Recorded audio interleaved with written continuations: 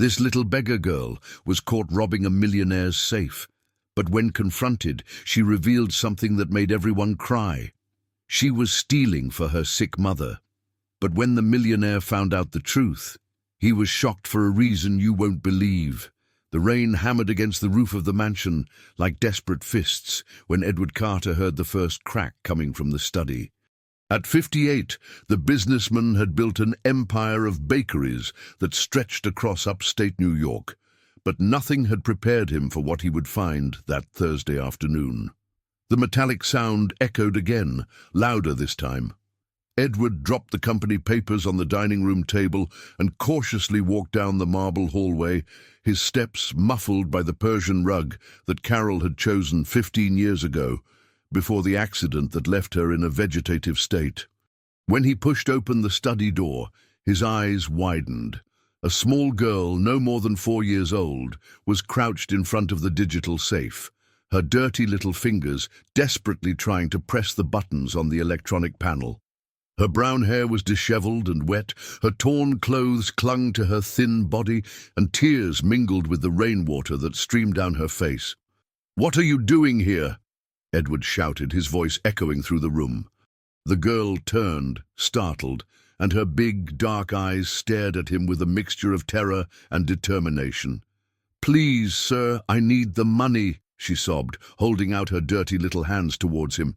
"My mom she's very sick, and I need to save her." Edward felt a strange pang in his chest.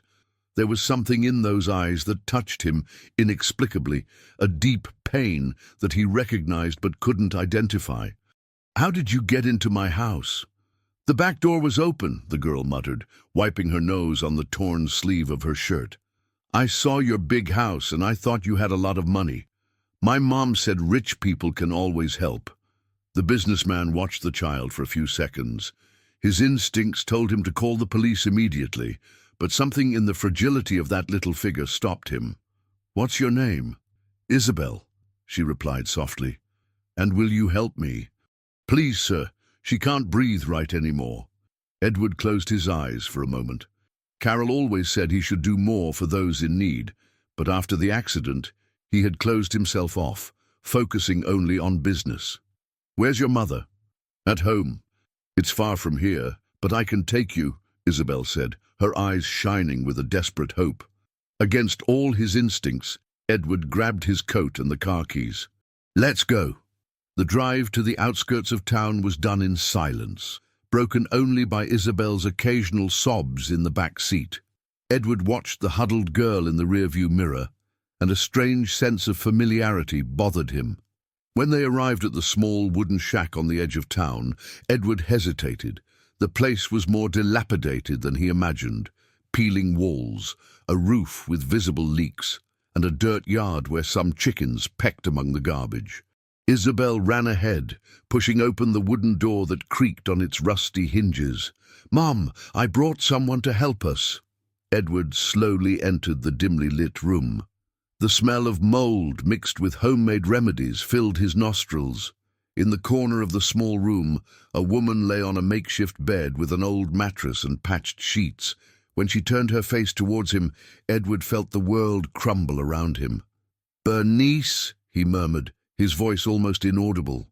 The 34-year-old woman stared at him with the same big eyes that he had recognized in her daughter. Her face, once full and smiling, was now thin and pale, marked by suffering. She tried to sit up in bed, but a violent cough doubled her over. "Mr. Carter?" she whispered between fits of coughing. You came." Isabel looked confused between the two adults. "Do you know each other?" Edward couldn't answer. His legs trembled as the memories came flooding back like an avalanche. Bernice Miller, the nurse who had worked at the company for 3 years, always efficient and caring for everyone. The same woman who had mysteriously disappeared 15 years ago, just days after Carol's accident.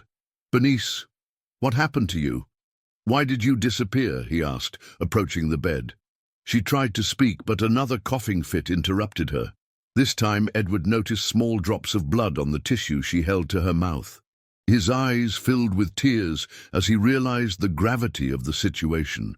"I needed to protect my daughter," she managed to say, her strength visibly waning. "Protect her from what?" Bernice opened her mouth to answer, her eyes filled with secrets that she had kept for all those years. But before she could utter a single word, her eyes rolled back, and she fainted in Isabel's small arms. "Mom!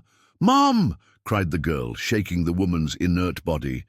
Edward felt his world spin. The woman he had searched for years, who had disappeared without explanation at the most difficult moment in his life, was there, dying. And her daughter had found him by chance. Or was it really by chance? Edward carried Bernice to his car with a strength he didn't know he still possessed. Isabel ran alongside, her bare feet splashing in the mud puddles, her sobs echoing through the night that was beginning to fall on the outskirts of town. "She'll be okay, Mr. Carter?" asked the girl as he settled her mother in the back seat. "We'll do everything we can," he murmured, but his own hands were shaking as he started the engine. The private hospital in town was 20 minutes away. Throughout the journey, Edward watched in the rearview mirror as Isabel held her unconscious mother's hand, humming softly a song he didn't recognize. The scene reminded him of something distant, a memory that insisted on remaining hazy. In the emergency room, Dr. Henry Miller, a doctor who had been attending the Carter family for decades, examined Bernice with a grave expression. "It's advanced pneumonia, Edward, very advanced. She must have been fighting this for months. How much will the treatment cost?" "It will be expensive. Prolonged hospitalization, imported medications, oxygen therapy." The doctor paused, observing the child who clung to Edward's pants. "But you can afford it, can't you?" Edward nodded without hesitation. "Do everything that is necessary." For the next 3 weeks, he visited the hospital daily. Officially, he told company employees that he was overseeing investments, but in reality, he spent hours watching Bernice fight for her life through the glass of the ICU. Isabel stayed with him, silent most of the time, drawing in notebooks that he had bought. It was during one of these vigils that Oliver Carter, his younger brother, 42 years old, appeared at the hospital. "Edward, I need to talk to you," said Oliver, his always serious face carrying an expression of distrust. "The employees are talking about your constant absences." "I'm taking care of personal business." "Personal business that involves a woman in the ICU and a child?" Oliver looked at Isabel, who had hidden behind Edward. "Who are they?" "That's none of your business." "Of course it is. We're partners, Edward. And after what happened to Carol, you can't afford any more scandals." The mention of his wife made Edward clench his fists. "Carol is well taken care of at the clinic." "She is, thank God. But what if the other partners find out about your charity here? It could damage our reputation." That night, after Oliver left, Bernice finally woke up. Her eyes immediately searched for Isabel, who was sleeping in an armchair next to the bed. "She's okay," Edward whispered. "She's been sleeping here every night." You paid for my treatment," she said, her voice still weak. "It was the least I could do." He approached the bed. "Bernice, I need to know. Why did you disappear 15 years ago? Why did you leave me at the most difficult moment of my life?" Tears streamed down her eyes. "Because I knew what had happened to Carol. And I knew that if I stayed, my daughter and I would be in danger." "What are you talking about?" Bernice looked around, making sure they were alone. "Her accident wasn't an accident, Mr. Carter. I heard—" "Saw what?" His voice came out louder than he intended, making Isabel stir in the armchair. "Your brother, Oliver. He was talking to Mark, the mechanic who took care of the company's cars. It was about Carol's car brakes." Edward felt the blood run cold in his veins. "That's impossible. I was organizing the files in the office the night before the accident. They didn't know I was there. I heard everything." Bernice held his hand with surprising strength. "Oliver said he needed to He needed to get rid of her because she had found out about the money he had been embezzling from the company. Bernice, are you sure of what you're saying? I'm more than sure. I recorded everything on my cell phone, but after the accident, I was scared. Oliver started following me, asking strange questions. Then I found out I was pregnant with Isabel and you ran away to protect your daughter. She nodded, whimpering. I have the recording to this day. I've kept it all these years, waiting for the right moment to use it. Edward stood up abruptly, walking to the bedroom window. 15 years. 15 years believing that Carol's accident had been the fault of faulty brakes, while his own brother had orchestrated everything to inherit the company. Where's the recording? At home, hidden in a safe place. Bernice, you need to give me that recording. I need... No, she cried, then looked at Isabel, who had woken up. Sorry, I can't. If Oliver finds out I have this, he'll kill us. He won't find out. I'll protect you. How? The same way you protected your wife. The words cut like razors. Edward knew she was right. He had failed to protect Carol because he never imagined that the danger came from within his own family. The next morning, when he arrived at the company, he found Oliver rummaging through the files in his office. What are you doing here? Looking for the new supplier's contracts. You haven't signed them yet, Oliver replied, without looking up from the papers. Edward watched his brother with new eyes. How had he not noticed before the calculating way he acted, always inserting himself into all financial decisions, always questioning the expenses, always too close to the accounting books? Oliver, tell me about Carol's accident. The brother stopped shuffling the papers. Why that question now? Curiosity. Were you there when she left that day? I was at the company, as always. Why? And did you know the mechanic who took care of the cars? Mark. This time Oliver stared at him directly. His eyes had a coldness that Edward had never noticed. I knew him. Why these strange questions? For nothing. I was just remembering. That afternoon, Edward returned to the hospital with a growing sense of paranoia. What if Bernice was right? What if his own brother was responsible for Carol's condition? What if he was putting Bernice and Isabel in danger by keeping them around? When he arrived at the room, he found only Isabel drawing alone in the armchair. Where's your mother? They took her to do some tests, the girl replied, without looking up from her drawing. Edward called a nurse. Where is patient Bernice Miller? That's strange, Mr. Carter. A man who said he was your brother came here an hour ago and said that you had authorized her transfer to another clinic. Edward's blood ran cold. Edward ran through the hospital hallways like a man possessed, Isabel clinging to his hand, her little eyes wide with terror. Where did my mum go? Cried the girl, but he had no answer. At the reception desk, he got more information. Oliver had presented false documents claiming to be Bernice's legal guardian and had requested a transfer to a private clinic on the outskirts of the city. The clerk, without questioning, had authorized the procedure. Which clinic? Asked Edward, his hands shaking. St. Raphael's Clinic. It's 40 miles from here, sir. During the desperate trip, Isabel cried in the back seat. Why did the man take my mom? Did she do something wrong? No, honey, your mom didn't do anything wrong. Other people did. Edward floored the accelerator, his mind racing faster than the car. St. Raphael's Clinic was a small, poorly maintained building, nothing like the hospitals Edward knew. When he arrived at the reception desk, an elderly woman informed him that there was no patient with the name Bernice Miller admitted there. That's impossible. My brother brought her here 2 hours ago. Sir, I can guarantee that we don't have any Bernice admitted. Perhaps there was some mistake. Edward felt despair rise in his throat. Oliver had lied about Bernice's destination, but where had he taken her? He spent the whole night searching hospitals and clinics in the region with Isabel, who gradually lost hope. When dawn broke, the girl was exhausted and had stopped crying, only repeating softly, "She left like my dad. Everyone leaves." Back at the mansion, Edward called all the contacts he had in the medical area, but no one had seen Bernice. It was then that he decided to confront Oliver directly. He found his brother in his office at the company, acting as if nothing had happened. "Where's Bernice?" Oliver didn't even look up from the papers. "Who?" "Don't pretend with me, Oliver. The woman you took out of the hospital yesterday." "Oh, that one. It was costing you too much, so I solved the problem.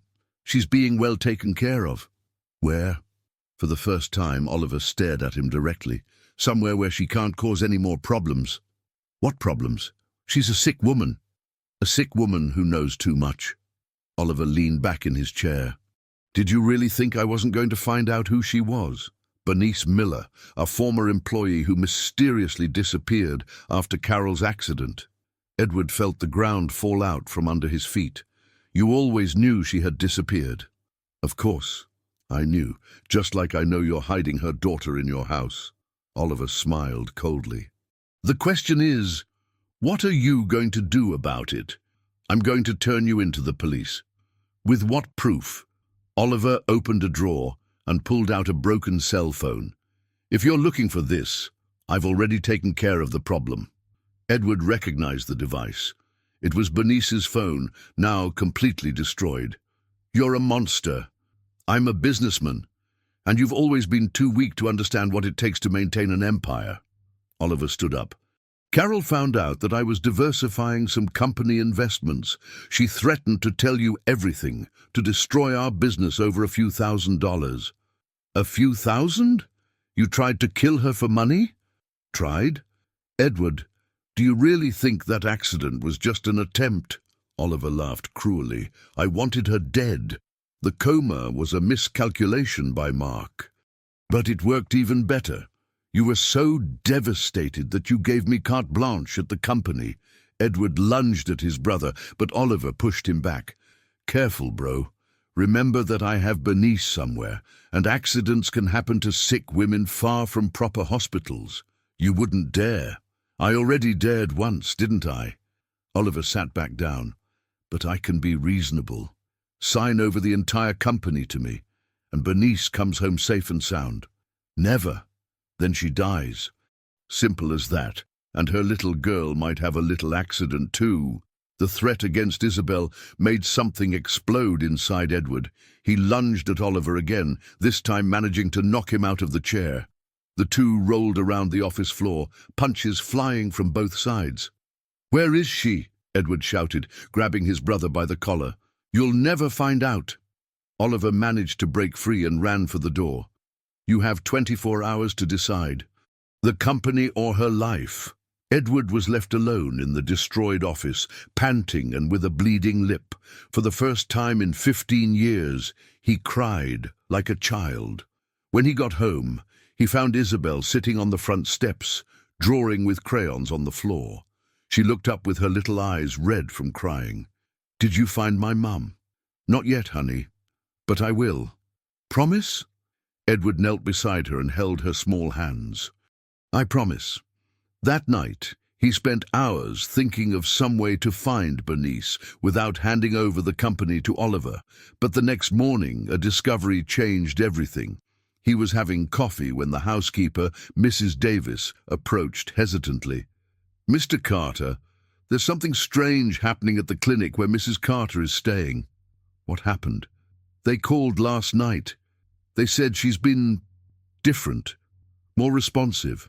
Edward almost dropped his cup. 15 years. 15 years Carol had been in a coma, and just now she was starting to show signs of improvement. Different how? Moving her eyes, reacting to voices.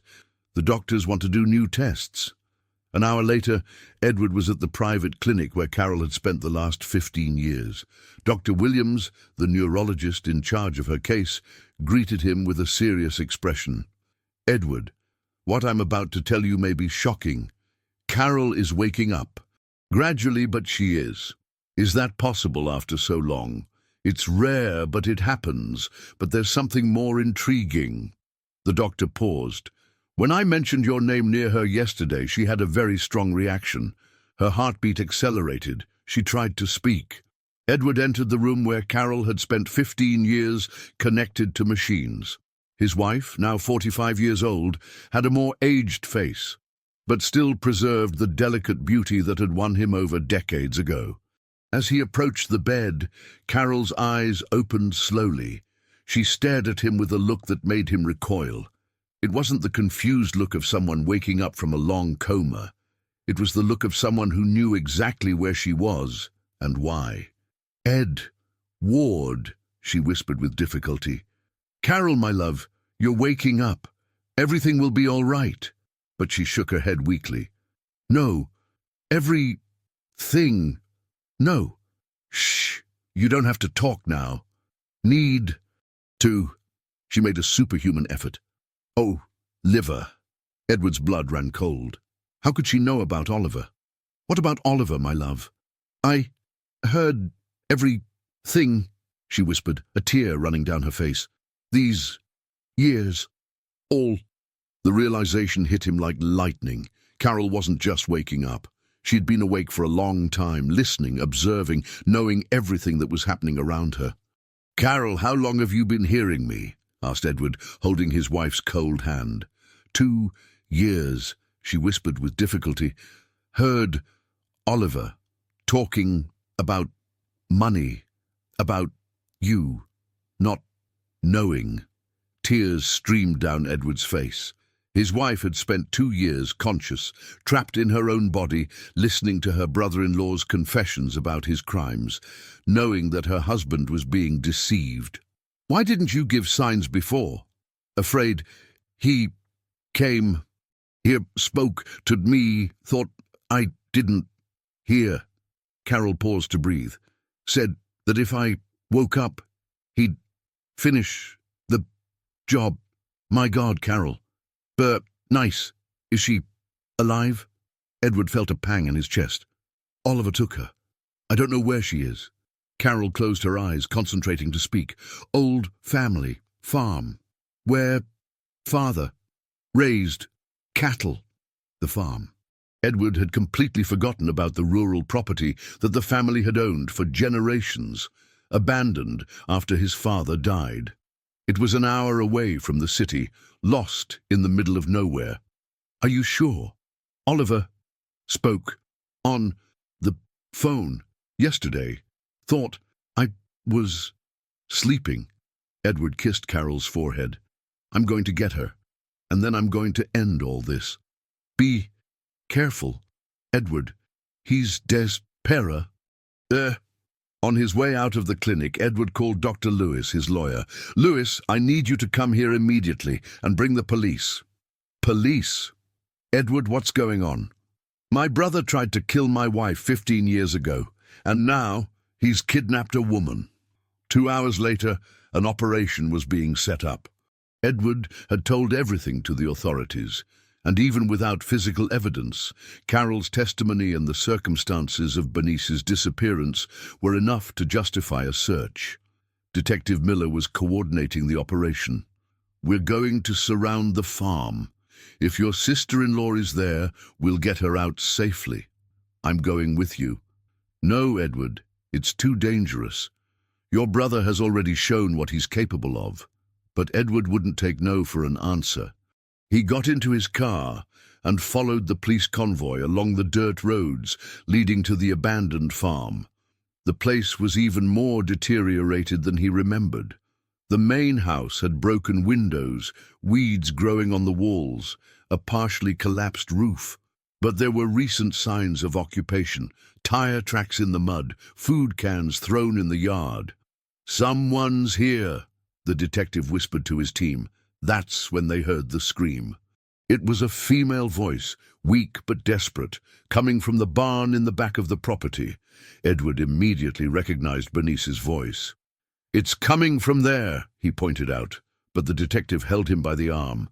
"Wait, it could be a trap." 3 police officers cautiously approached the barn. The door was locked from the outside with a new padlock. When they broke it down, they found Bernice tied to an old chair, conscious but visibly debilitated. "Where's Oliver?" asked the detective while untying the ropes.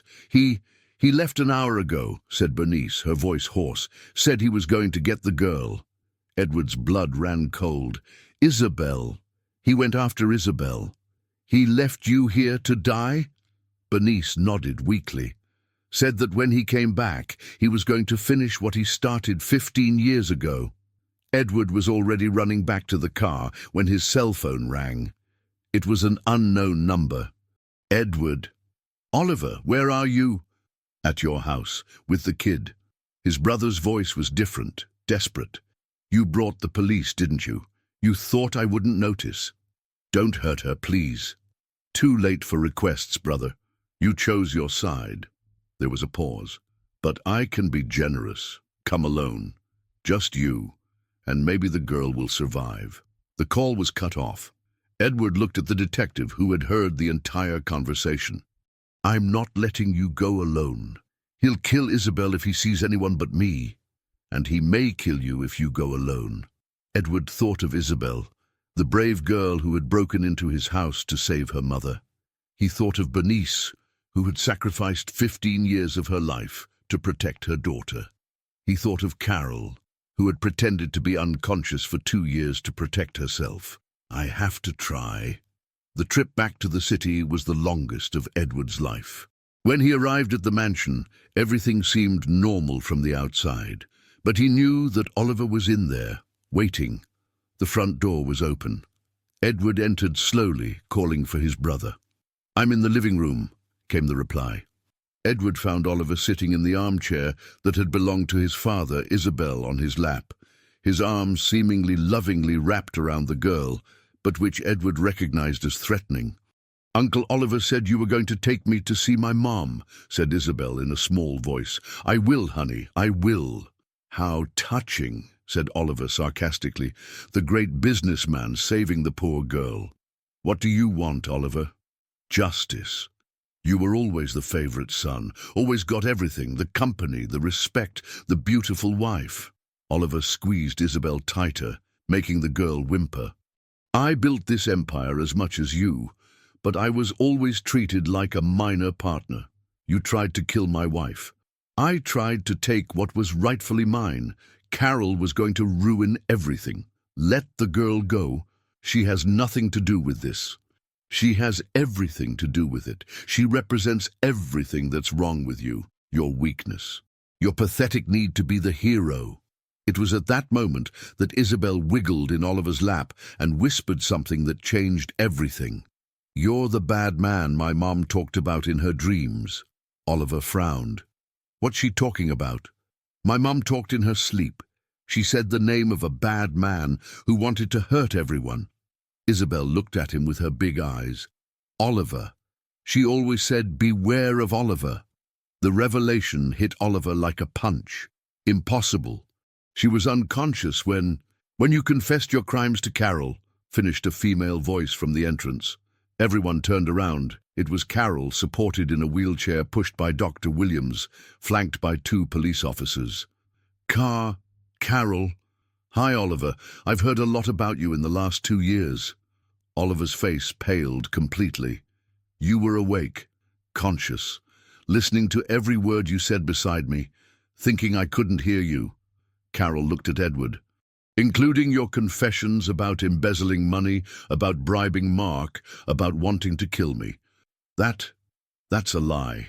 The police have already found Mark. He confessed everything in exchange for a deal." Detective Miller entered the room. "Oliver Carter, you're under arrest." Oliver looked around, realizing he was cornered. For a moment it seemed like he was going to do something desperate with Isabel. But then the girl broke free from his arms and ran to Edward. "Where's my mom?" "She's coming, honey. She's coming." 6 months later, life had taken a turn that no one could have predicted. Oliver was serving time for attempted murder and kidnapping. Carol had fully recovered and, surprisingly, had become close friends with Bernice. "She took care of you when I couldn't," Carol said to Edward on a sunny afternoon in the mansion's garden, watching Bernice and Isabel playing near the pool. "In a way, she saved our family." Bernice had accepted the job of coordinator of the medical center that Edward created on the outskirts of the city. Isabel, now 5 years old, was studying at the best school in the region and had become inseparable from Carol, who treated her like a granddaughter. "Sometimes I think it was Isabel who saved us all," said Edward, watching the girl draw birds in a new notebook, her strokes now filled with vibrant colors instead of the sadness of before. "That brave little girl who broke into our house. She didn't break in, she arrived exactly when we needed her." Carol smiled, holding her husband's hand. "Funny how life works, isn't it? Sometimes salvation comes from the form we least expect."